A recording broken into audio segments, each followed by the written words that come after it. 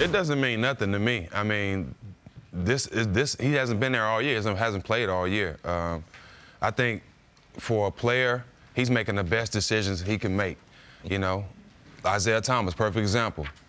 Could have got that money in Boston, got hurt, ended up getting traded. Now look, he might not even. He's 11 months later, he having surgery. 11 months later, he's coming off the bench, and 11 months later, we don't know where he's going to be. Might have cost him 50 to 70 million. Right? Maybe more. Right? Yeah. So Kawhi is doing everything right. And, you know, today's day, you do right. You go get your second opinion, and you trust those guys. So, hold on. I'm not blaming Kawhi Leonard for not playing for the Spurs. I'm not blaming Kawhi Leonard for trusting his body over trusting the Spurs medical staff. Right. But what I am taking away from the fact that Kawhi Leonard is not going to be in street clothes on the Spurs sideline for their home playoff games is that Kawhi Leonard's not playing for the Spurs anymore. Boogie Cousins was at Coachella. Well, he says he wasn't. He says he wasn't. He said he was going to the new house in Vegas. He said he was going. He said he wasn't? Yeah, he's saying he wasn't. You see him there? But he also will be at their home playoff games. He wasn't at the road playoff games, and I wasn't killing Kawhi when That's I saw. Now Boogie don't have a contract either. All right? Yeah. Boogie don't have a contract, and when he got hurt on the team, like it was a sad moment. Like the team is reaching out to him. Where Kawhi is and where San Antonio is, it's totally different. Like I don't expect Kawhi to be there. Like it ain't going to add nothing to it. And if I'm working with another doctor in another city, why should I stop my rehab to come all the way back to San Antonio? Neither one of those guys are playing. So it doesn't really matter. Okay, they say, yeah, you need it for moral support. Well, how much moral support he going to give?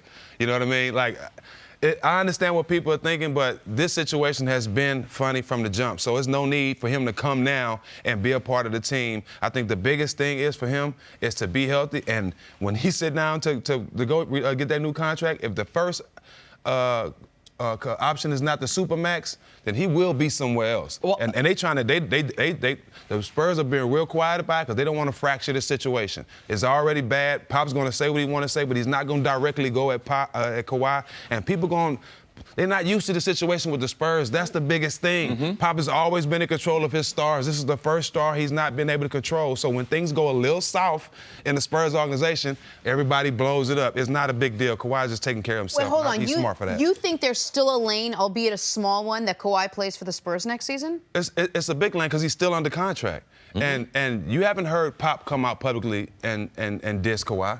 Pop loves this guy, and Pop's not going to say anything because he wants Kawhi on his team next year. They're not going to do anything to jeopardize that.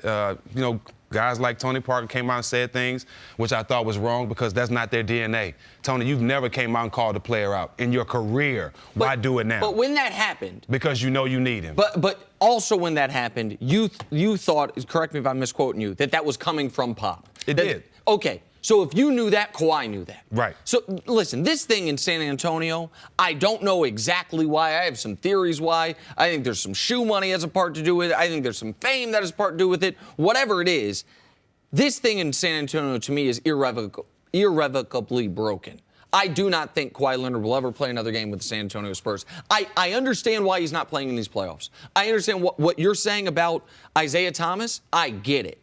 I don't think you are damaging your ability to rehab if you take 3 days away from New York to come as one of the smartest players on the team, one of the leader on the team theoretically, the best player on the team, to show up and sit in your suit for the home playoff game. Like, I think most guys would do that. And so we saw Steph doing it. Now, I understand Steph is rehabbing in Oakland.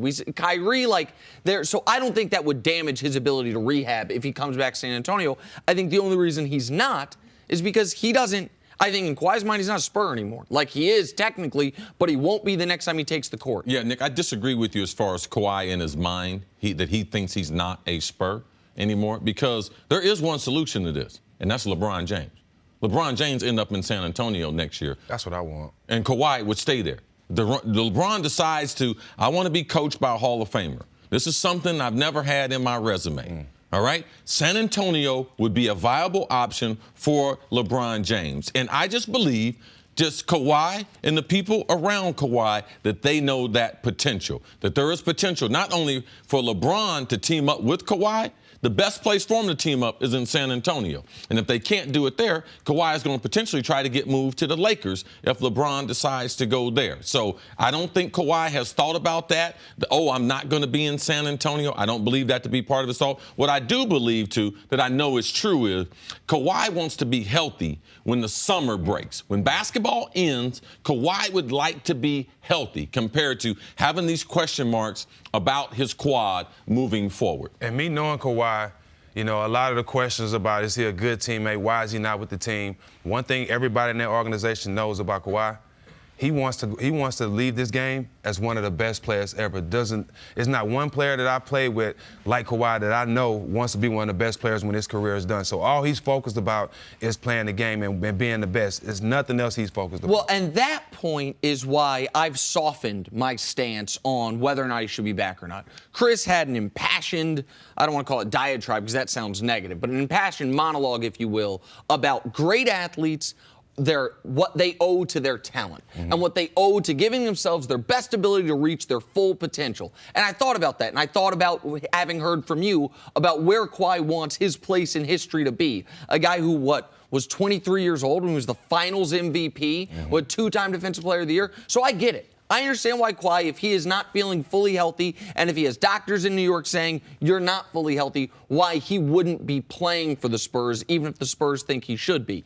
I think if the only way we're talking about Kawhi staying a Spur is if LeBron goes there, then we're in Hail Mary territory. That's not the only way. I think him and Pop have a high level of respect for each other, regardless of what the situation may look on the outside.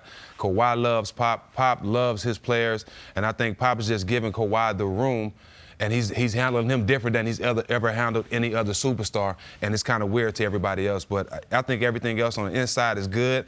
It's just unusual for people looking at the Spurs because they don't normally handle stuff like this. If I asked you where Kawhi was going to end up next year, would you say the Spurs have the best shot? I would say San Antonio. All right. Steven, stick around.